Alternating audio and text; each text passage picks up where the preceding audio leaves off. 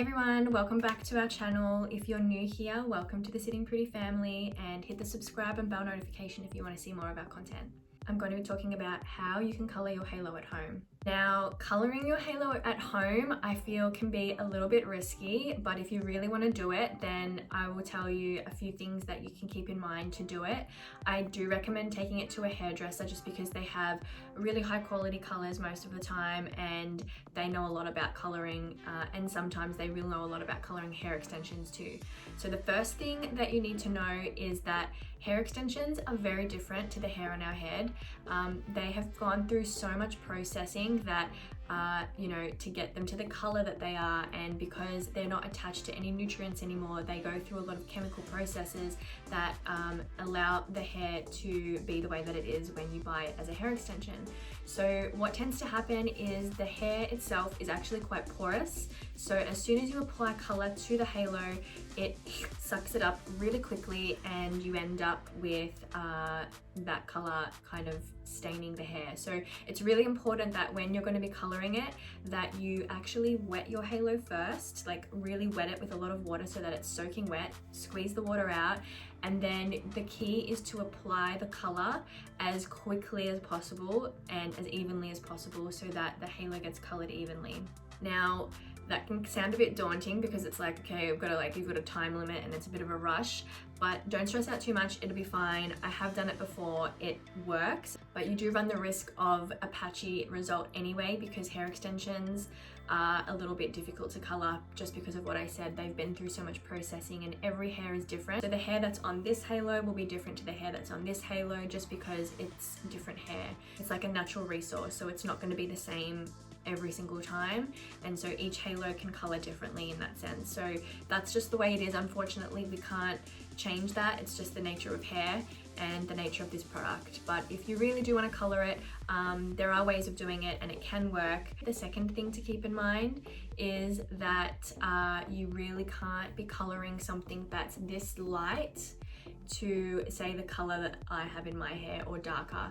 It's too extreme and it's going to come out patchy. So the best thing to do is to buy a halo color. If you know that you need to color it, buy the color closest to the color that you want to be and that you want to color, and then if you apply the color, it's there's not as much of a contrast and there's not as much of a processing that's gone through the halo underneath when you put the color on, so it should work a lot better and just come out a lot smoother.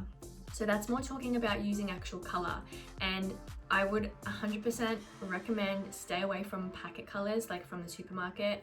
Try not to use that on the halo. You can always buy like the color and peroxide and mix them together. That's going to be a higher quality color than a packet color from a supermarket, so that's just my advice there. So if you're not needing to use like deep dark colors on your halo, then another thing that is really simple and easy to do is toning your halo.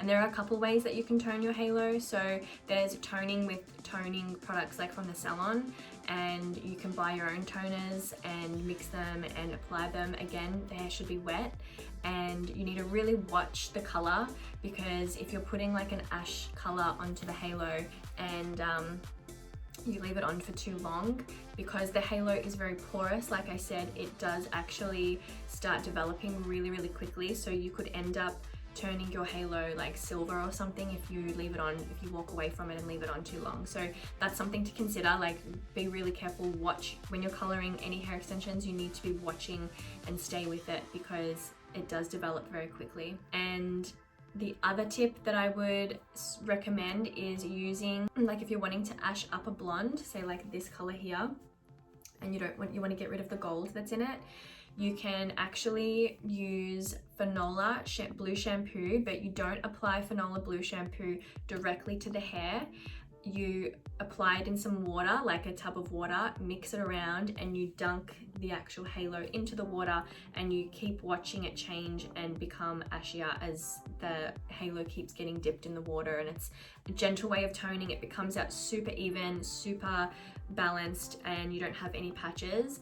The other thing you can do is use a blue shampoo, and if I can recommend any blue shampoo, the best one we've ever used on our halos is the Evo blue shampoo.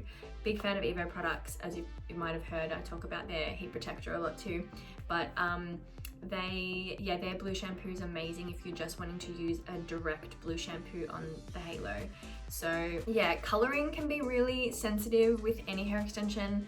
Like I said, I would always opt you to go to a hairdresser because they are so good at what they do and they know what they're doing. But if you really don't want to, then they are the tips that I have for coloring your halo at home. Definitely wet your halo first. Use a color that isn't so drastically different from your hair extension. Watch the color as you're applying it and stay there with it so that you know when to rinse it. And use blue shampoos in water like Fanola or Evo's blue shampoo if you're wanting to tone your halo directly. So I hope this video was helpful if you're thinking about coloring your halo at home. If you have any other questions, we're more than happy to answer them. Leave them in the comment box below. And if you haven't already, hit the subscribe and the bell notification button if you want to see more content like this. And we'll see you next time. Bye.